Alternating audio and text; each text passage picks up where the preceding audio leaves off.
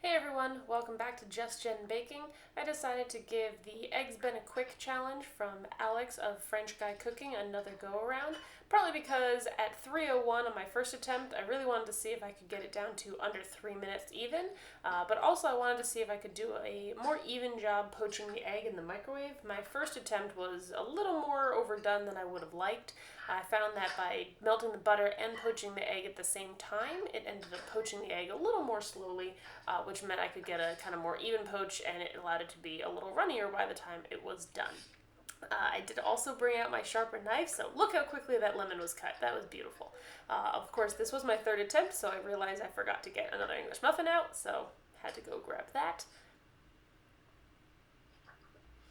I'm kind of doing this in a little bit of a frenzy, but you know, such is life when you're trying to make eggs Benedict in under 3 minutes. Got my strainer out so I didn't have to worry about getting any seeds in my hollandaise sauce, so that was definitely helpful. Now, the problem with microwaving both of these at the same time is that the egg ends up taking about 2 minutes, so you do need to kind of pause it every 30 seconds or so and give it a little swirl, otherwise you might have your eggs explode in the microwave, which is never what you want.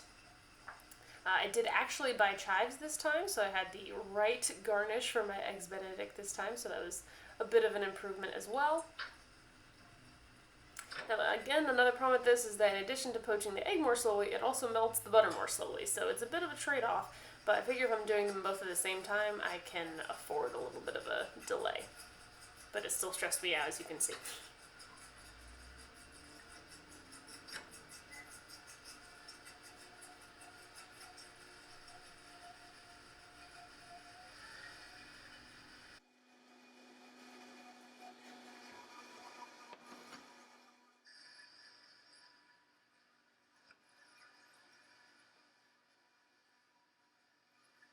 Make sure my English muffin actually toasts.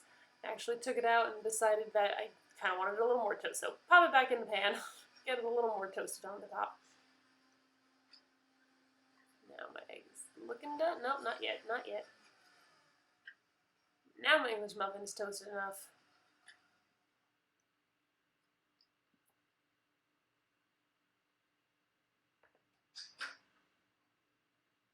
Now the egg is floating a little bit. That's kind of how I know that it is actually cooked. I definitely had a few slimy eggs when I was attempting this before actually filming, but that one's looking pretty good. Hollandaise is still a little runny. I'm not really sure how to thicken it up without making it the more traditional way, but I think it was a little thicker than my first attempt, so I'll take it, and boom! About 254. I was clearly a little surprised, so that was fun.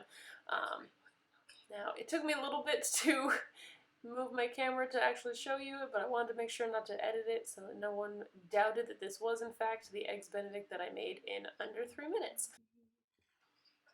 But there we go. So that's kind of the ending shot, and then of course have to slice into it to show you what the egg looks like. I was a little nervous, thought it might be a little overdone, but as I got into it, boom, nice and runny.